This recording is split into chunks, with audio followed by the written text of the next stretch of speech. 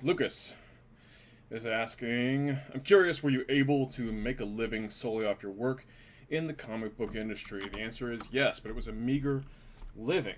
The bulk of my comic book work I did while living with two roommates in a three-bedroom apartment, and I was very, very poor. But to me, it seemed worth it, or it was worth it at the time, because all I wanted to do for a living was to use my creativity to make money. And as long as I was making enough money to pay my bills, that was worth it.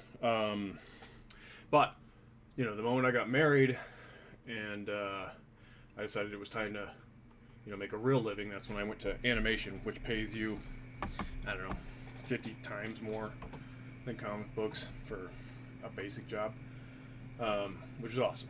Okay, so he also asks, what advice would you give to someone dreaming of becoming a successful comic book writer? And the answers I have to that are, number one, learn how to tell a real story. So I was looking this up. I was like, okay, well, what does that mean? And I looked up the definition of a story. Story, an account of imaginary or real people and events told for entertainment. An account of imaginary real people and events told for entertainment. So the problem with that is that's what most stories are. They're just a series of events. It's just information. This happened and this happened and then they went over there. And that's the bulk of the scripts that I've worked on, whether it be comic book or animation.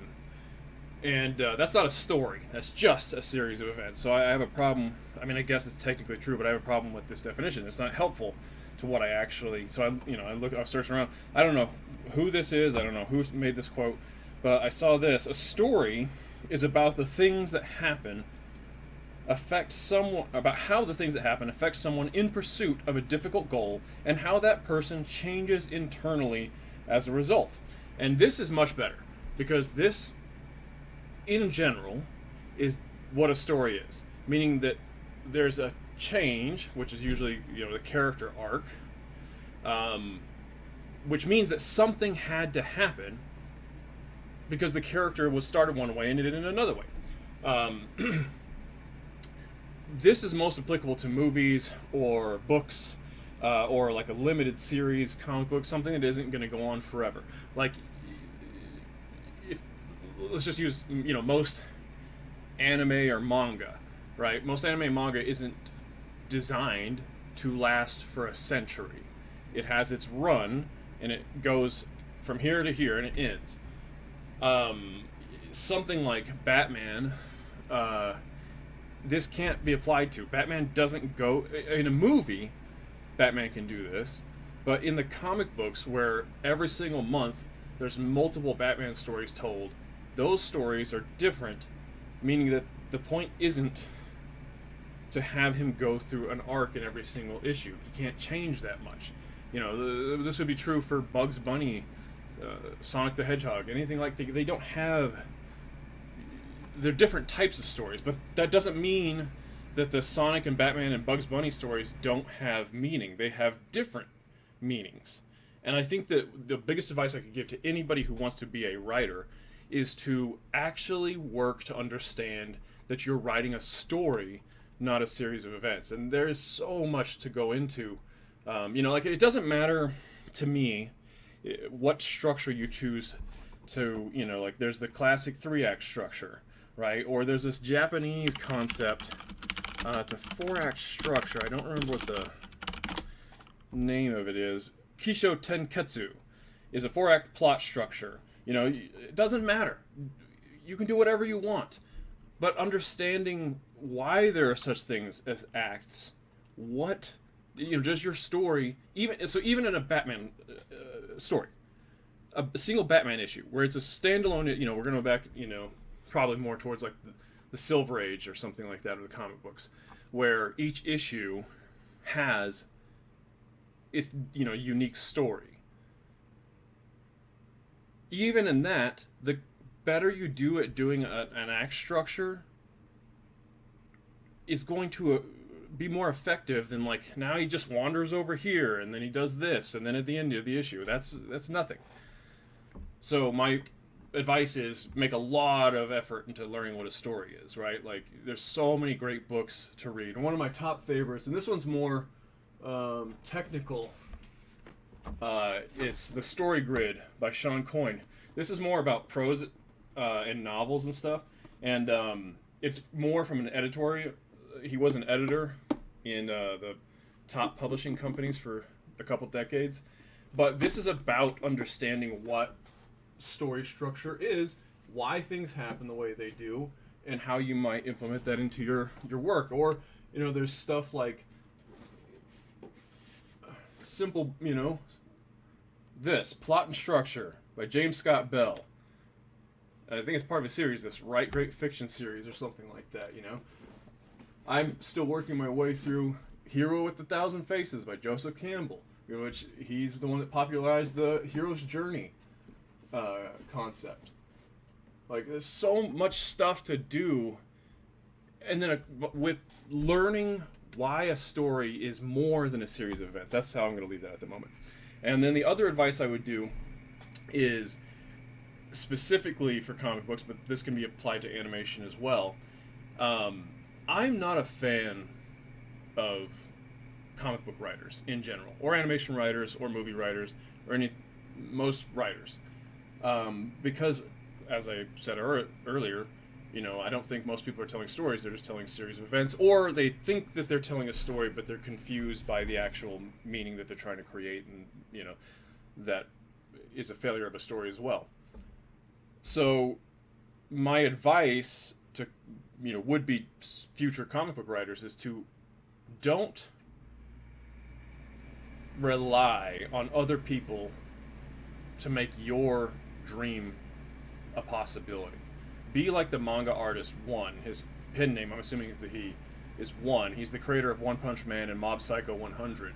That guy didn't stop to wait for somebody else to draw his manga. He drew One Punch Man, he wrote and drew it himself, and he wrote and drew Mob Psycho 100. And he's not a great artist. But he understands, and this is the key point of why I would recommend anybody do this, who wants to be a writer, whether it be animation or comic books, but let's just especially stick with comic books. He understands the language of visual storytelling. He understands what's possible to actually create. He understands what is necessary to have beats between panels and highlighting moments. Most of the writers that I've worked with, whether it be animation or comic books, don't understand this. It is miserable to draw their scripts because they're not writing a story. They're not writing what makes satisfying comic book, layout experiences. This panel, then this panel, regardless of the size of the panel, regardless of the layout, the beat of the storytelling in a visual sequential sense.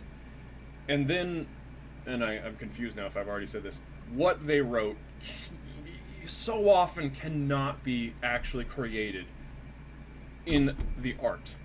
Like if somebody, so this is a similar concept here. In Japan, the manga artists are usually both the writers and the creators, and rarely, the writer and the artist is the same person. And rarely do you have a combination like we see here in America where there's a writer and then a different person draws it. The best examples I think of all the time are Death Note and Bakuman, both written by and drawn by the same duo. The writer is Tsugumi Oba and the artist is Takeshi Obata, I believe. And in Bakuman, I should have brought this up previously, that way I can, that sucks. Let's see if we can quickly find it. In Bakuman, at the end of the manga, in each volume, they show what the writer has to do. And apparently this is, if Bakuman is to be trusted, this is actually something common in Japan. So in America, when I worked on comic books, and what most comic book people are doing right now still is, if I haven't worked in comics in a while, so this is assuming this is true still. The writer writes a script, right? Just words, and they're trying to imagine, this is how many panels would fit on this page. This is what will go in that panel. and then I, the artist, have to make sense of that nonsense. The writers in Japan, Tsugumi Oba, can't deliver a script. Now, after developing a relation with Takeshi Obata, it might get to the point where, Obata doesn't, he's like, just send me the words, that's fine. You don't have to do the layouts anymore. But Oba, here it is. But I don't know how well we're going to be able to see this. Let's see what site this takes us to. Yeah, okay, here we go. Great. I don't know how clear that is at where you're being able to see it. But what we have here, up here, and right here, so this is Oba's original layout for that panel, the second panel, or the first panel, presumably, reading from right to left. And down here is Obata's his version of that same concept, and you can see they're very similar. And then immediately he does something different. Oba had a single image of the main character. I don't remember what his name is. Whereas Obata has broken it down into 2 panels of a close-up, meaning that it doesn't matter that Oba laid it out in a way. Obata can choose to do something else, and that's the key element here. So two things here. The writer, Ian, my belief is that America should adopt, because we would get better products, that's why, and the comic book writers have become better at their job, which is crucial. First and foremost, they need to tell a story. Then they need to understand how actual comic books are made and layouts. So they would have to do layouts. They can't turn in scripts anymore. They have to do layouts, because the moment that most comic book writers would start doing their own layouts, and here's the key: Oba is not a great artist, right? Neither was one, but Oba understands that what is written has to be put into a visual series of images that works. And so by writing some nonsense and then trying to lay it out yourself, you'll quickly realize that, what I wrote here doesn't work, this doesn't make sense, you can't actually accomplish that. And that would take all the misery from people away, or from artists like me, because you wouldn't give me problems right off the bat. No, creative jobs are problem solving, but there's a difference between solving good problems, which is the nature of the job, and then solving bad problems that should have never even made it, as far as to me, and that's in both in animation and comic books. Both of these industries are screwed. But just try and be more positive. To aspiring comic book writers, try and lay out your scripts, because you're going to learn how to actually make comic books. Because a pretty drawing is basically useless if the story doesn't matter or make sense. So don't get hung up on the fact that you can't draw.